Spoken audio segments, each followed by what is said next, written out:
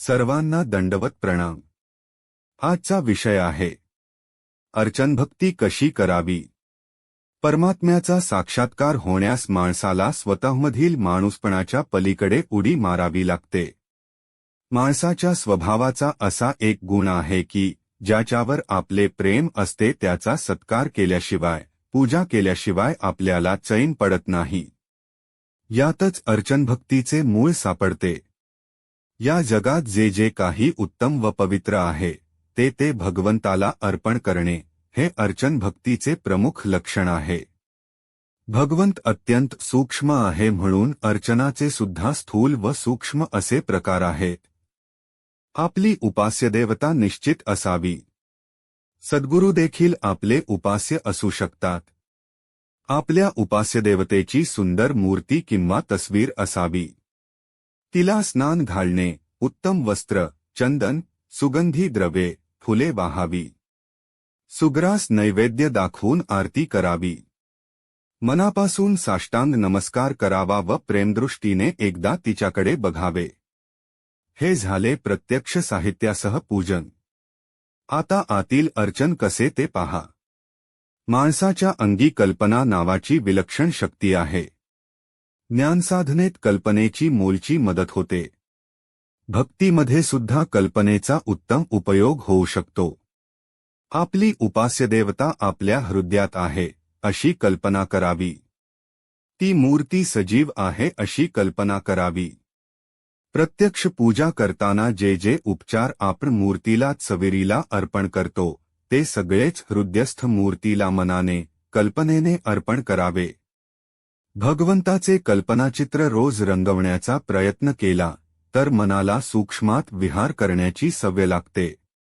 भगवंत माझ्यामध्ये आहे ही भावना साक्षात काम करू लागते, परंतु मानसपूजेत माणसाची चिकाटी हवी। अर्चन म्हणजे पूजा, आपल्या उपास्य देवतेची पूजा करणे याचे नाव अर्चन। संत सांगतात की पूजा अगदी मनापासून करावी, करायची म्हणून करू नये।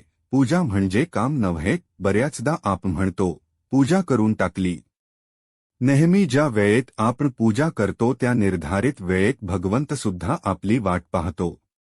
उशीर झाला तर तोही वाट पाहून निघून जात असावा। देवाची तसेच सद्गुरूची पूजा मनापासूनच करावी। बाहेरची म्हणजे प्रत्यक्ष उपचाराने व मनामध्ये म्हणजे काल्पनिक करावी। काया, वाचा, मन, चित्त, वित्त म्हणजे पैसा, जीव व प्राण ही सगळी भगवंताच्या पायी अर्पण करून अगदी मनापासून त्याची पूजा करणे यास अर्चन भक्ती म्हणतात। अशाच रीतीने श्री सद्गुरूची पूजा करून त्याच्याशी अनन्य शरणागत होणे, तुमच्याशिवाय मला दुसरे कुणी नाही या भावनेने त्याची पूजा करणे ही भगवंताची खरी पूजा समजावी। बाहेरील उपचार जसे गंधफूल, नक्षता, धूप, दीप, अगरबत्ती हे वापरून अशी पूजा काही कारणास्तव घडू शकली नाही तर मनाने, कल्पनेने आतमध्ये ती करावी। भगवंताची मानसपूजा होणे फार गरजेचे आहे, अगत्याचे आहे। आपण देवाला जे जे वाहावे असे वाटेल ते कल्पनेने निर्माण करून त्याला वाहावे। मानसपूजा करण्याची अशी पद्धत आहे। ही पाचवी अर्चन भक्ती श्री समर्थांनी सांगितली। मनुष्य भक्ती करायला लागला की तो भगवंतांच्या प्रेमात आकंठ बुडून जातो। त्याला इतर काही सुचतच नाही। मग तो प्रापंचिक कर्मे जरुरीप्रमाणे करतो। पण कशी तर कर्तव्य म्हणून। त्यातून आपल्याला अमुक एक मिळेल असा काही विषय त्याच्या डोक्यात नसतो। मुलंबाळांचा सांभाळ करेल, घरातील वडीलधायांना हवं नको ते आणून देईल, पत्नीच्या इच्छा पुरवेल। पण तेवढं करून झालं की त्या सर्वांकडून कोणतीही अपेक्षा बाळगता तो आपणहून बाजूला होईल। हे कसं शक्य होत असेल असा आपल्याला प्रश्न पडतो। त्याचं उत्तर असं आहे की जेव्हा एखाद्या श्रेष्ठ गोष्टीचा ध्यास लागतो तेव्हा इतर गोष्टी गौण वाटू लागतात व आपोआपच दुर्लक्षित होतात। समजा एखादा घर बांधायचं म्हणून पैसे साठवत असेल तर इतर लहान सहान गोष्टींच्या खरेदीकडे त्याचं आपोआपच दुर्लक्ष होतं किंवा इच्छा झाली तरी नंतर बघू, आधी घर होऊ देत असे विचार मनात येतात. त्याप्रमाणे भगवंत भक्ती हे एवढं मोठं आकर्षण भक्तापुढं असतं की इतर काही त्याला सुचतच नाही.